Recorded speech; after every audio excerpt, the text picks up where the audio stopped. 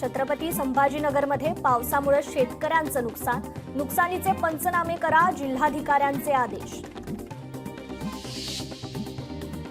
जालन्यात पावसाचा जोर, नवीन बांधकाम केलेली विहीर खचली, शेतकऱ्यांचं आर्थिक नुकसान।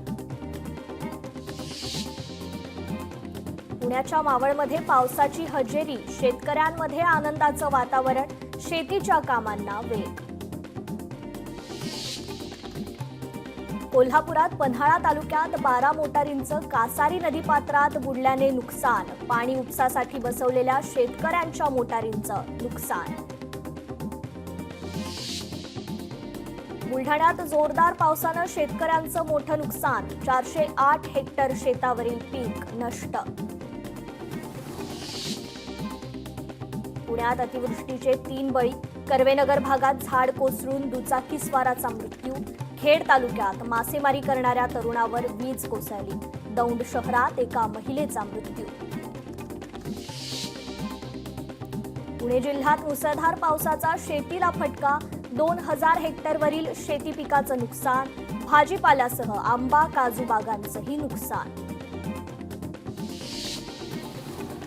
कोल्हापुरातील धोकादायक इमारतींना महापालिकेची नोटीस, संभाव्य पूर परिस्थितीच्या पार्श्वभूमीवर खबरदारीचा उपाय।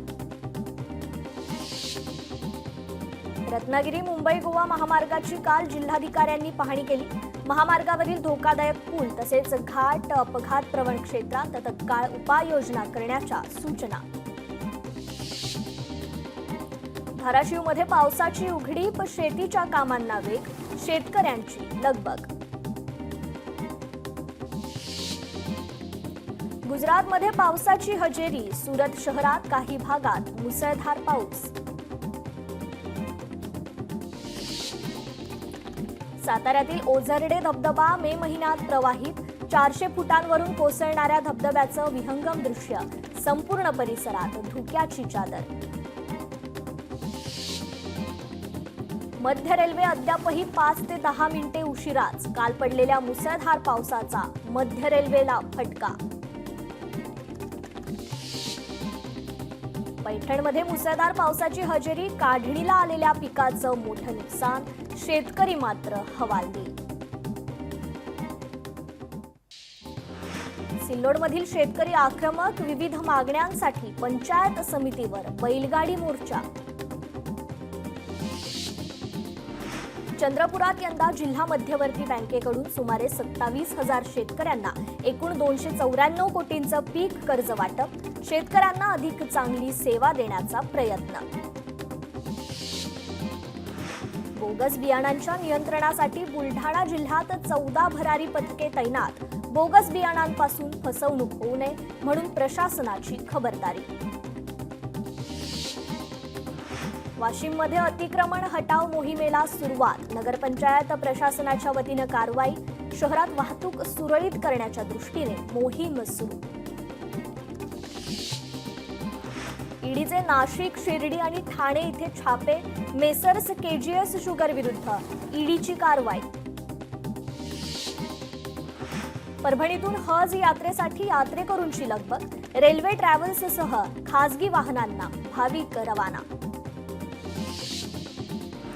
परभणीत गौरव बहुउद्देशीय सेवाभावी संस्थेचा सर्वधर्मीय सामूहिक विवाह सोहळा, 14 जोडपे झाले विवाहबद्ध।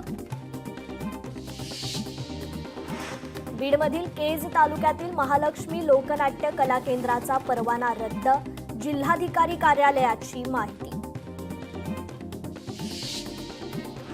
भिवंडी एसटी स्थानकाचं रूप पलटणार, महिन्याभरातच ठेकेदाराची नियुक्ती होणार, पीपीपी तत्वावर स्थानकाचं बांधकाम करण्यात येणार। हिंगोलीत पाईपलाईन फुटल्यानं हजारो लिटर पाणी वाया, नगरपालिकेचे दुर्लक्ष होत असल्याचा नागरिकांचा आरोप। पुणे महापालिकेच्या जलकेंद्रातील विद्युत यंत्रणेत बिघाड झाल्याने पाणी पुरवठा विस्कळीत, तर शॉर्ट सर्किटमुळे केबल जळाल्याने शहरातील अनेक भागातील पाणी पुरवठा बंद। चंद्रपूरमध्ये वाघिणीची दहशत, रानगव्याची शिकार तर शिकार करतानाचा व्हिडिओ व्हायरल। सातारा कागल महामार्गाचं काम जलद गतीनं पूर्ण करण्याच्या मंत्री हसन मुश्रीफ यांच्या सूचना. महामार्ग आणि उड्डाणपुलासंदर्भात हसन मुश्रीफ यांची पालकमंत्र्यांसह खासदार आमदारांसोबत बैठक. धाराशिवमध्ये कर्जदारांचं जिल्हाधिकारी कार्यालयासमोर आमरण उपोषण. बँक कर्जदारांकडून अनावश्यक इन्शुरन्स आणि अधिक व्याज लावून अपहार करत असल्याचा आरोप. सांगलीत दक्षिण भारत जैन सभेच्या अध्यक्षपदावरून 2 गटात वाद. इचलकरंजीचे आवाडे आणि जयसिंगपूरचे आमदार राजेंद्र पाटील यड्रावकरांच्या गटात वाद. सुरक्षा रक्षकाच्या भरतीबाबत सरकारचा प्रहारकडून निषेध. अमरावतीत प्रहारचं फाशी आंदोलन.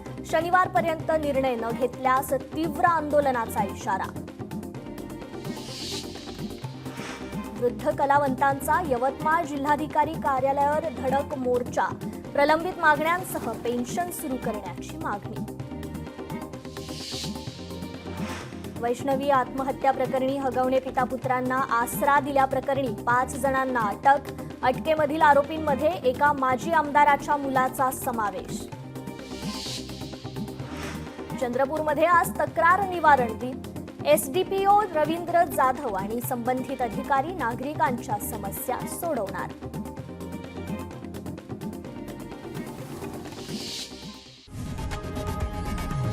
लोकशाही मराठी ऐका, पहा, जागरूक रहा.